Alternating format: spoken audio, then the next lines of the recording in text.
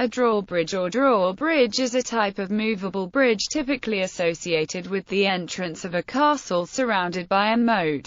In some forms of English, including American English, the word drawbridge commonly refers to all types of movable bridges, such as bascule bridges, vertical lift bridges and swing bridges, but this article concerns the narrower, more historical definition of the term. Castle drawbridges. Medieval castles were usually defended by a ditch or moat, crossed by wooden bridge. In early castles the bridge might be designed to be destroyed or removed in the event of an attack, but drawbridges became very common. A typical arrangement would have the drawbridge immediately outside a gatehouse, consisting of a wooden deck with one edge hinged or pivoting at the gatehouse threshold, so that in the raised position the bridge would be flush against the gate, forming an additional barrier to entry. It would be backed by one or more portcullises and gates. Access to the bridge could be resisted with missiles from machicolations above or arrow slits in flanking towers.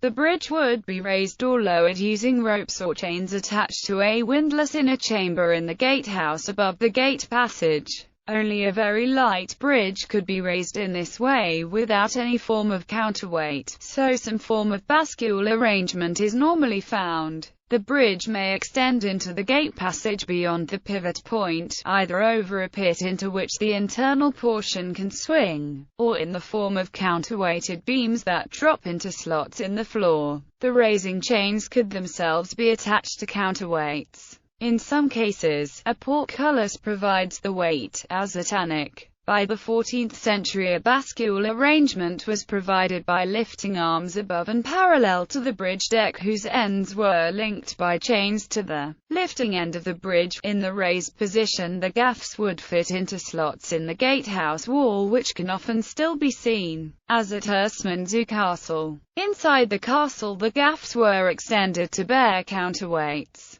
or might form the side timbers of a stout gate which would be against the roof of the gate passage where the drawbridge was down, but would close against the gate arch as the bridge was raised. In France, working drawbridges survive at a number of chateaux, including the Château du Plessis-Forêt. In England, two working drawbridges remain in regular use at Helmingham Hall, which dates from the early 16th century. Turning bridge. A bridge pivoted on central trunnions is called a turning bridge, and may or may not have the raising chains characteristic of a drawbridge. The inner end carried counterweights enabling it to sink into a pit in the gate passage, and when horizontal the bridge would often be supported by stout pegs inserted through the side walls. This was a clumsy arrangement, and many turning bridges were replaced with more advanced drawbridges.